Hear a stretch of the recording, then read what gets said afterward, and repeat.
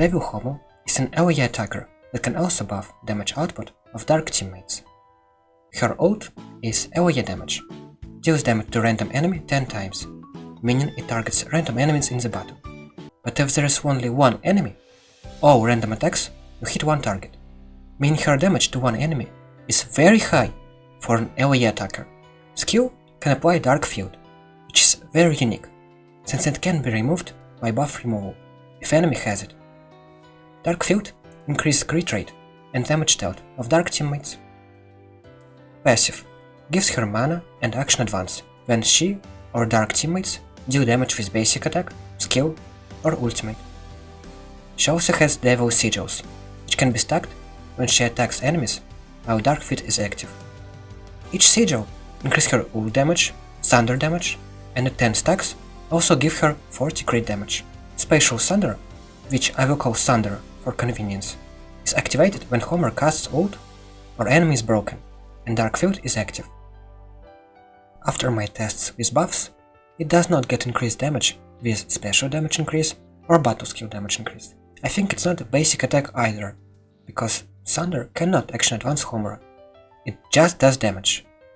Here is a list of current Thunder interactions for your convenience.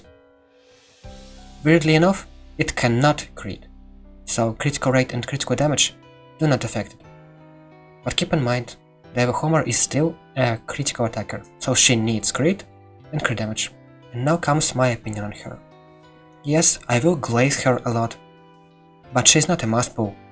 Yes, her damage is really high, her buffs and debuffs are really valuable, and will be even more valuable when more crit dark damage focused characters release, but you can complete entire game without her. She's a luxury, cool pull unit, feel free to skip her, and don't feel pressured into having her. 1 year Annie is also soon, so if you don't like Homura, we would much rather save for 1 year anniversary and see what devs will release with it. So back to Homo. Just how strong she is really for A0 Devil Homura enjoyers? The answer is, she has strong single target damage, proximity damage, AoE damage. She can apply debuffs, so if enemy suffers from them, she can counter them. And on top of that, her skill cannot be removed by anything. Team comps.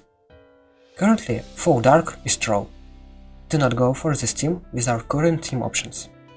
Generally speaking, your goal with her should be like for any other attacker: one buffer, debuffer or second buffer, breaker, and healer or defender. I would say her best teammates which are hard to replace are Kirika, Mifuyu, or Tsukuyo. Since they are dark, they can fill her MP needs, so she can always do 2-turn ultimate. In the future, we'll get more damage focused dark units to synergize with Homer crit and damage buffing, which means she can increase team damage per rotation a lot. Homura doesn't need more than 2 dark teammates.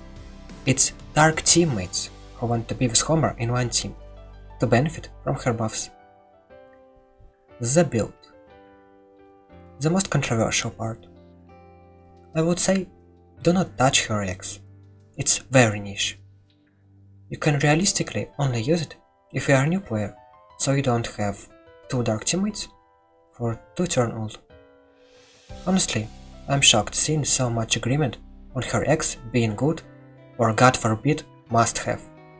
It's just a damage loss in most cases. It only buffs her ultimate, does not buff Thunder, doesn't buff her skill, works only with limited team comp. Okay, but what about AoE scenarios with a lot of breaks happening?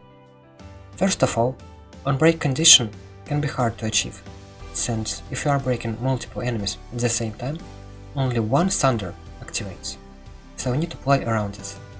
And even if you do break enemies one by one, what are you getting exactly? 10 mana on break? There's no way you are breaking 7 enemies separately between Akuma Homer turns to help her reach mana conditions. Also, if you are using her X, your Thunder damage is reduced, so you are trading off Thunder damage, skill damage for 10 MP and special damage buff, while Chaos buffs all damage Homura does. So currently, Her EX is not great for most people, but it does have a strong side for people who play her with 0 dark units in the team or they don't have Pluve Madoka Breaker. But for how long that's gonna last? Sooner or later, we will start to get dark units who will fix all her mana needs, but it's hard to predict how exactly will they figure out these units. Maybe it will only work with her EX, so she can get the ultimate in one turn with specific units, or it can go another way, which will make her EX even more useless if other dark teammates give her enough mana.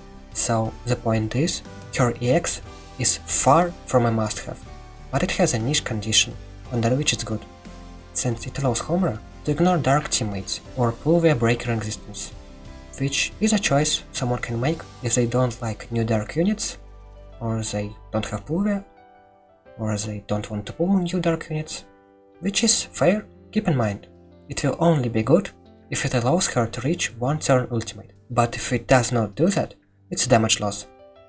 2 turn ult with Chaos would be more damage overall in rotation. Damage tests.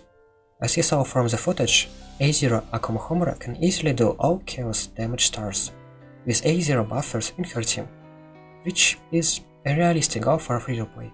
But what really surprised me is her single target damage on Chairperson. I calculated my A5 Felicia damage versus A0 Akuma Homura, and I was astonished. 3,500,000 from Felicia and 4,600,000 from Homura. She's a AoE attacker. I was sure Felicia will do more damage than her, but luckily, Homura base attack is so high, her single target damage is broken for AoE attack. So essentially, she has 0 weak sides and doesn't need any ascensions to be this good, just like Madakami is broken at A0. Same is Devil, broken at A0. Thank you so much for watching this video. Bye.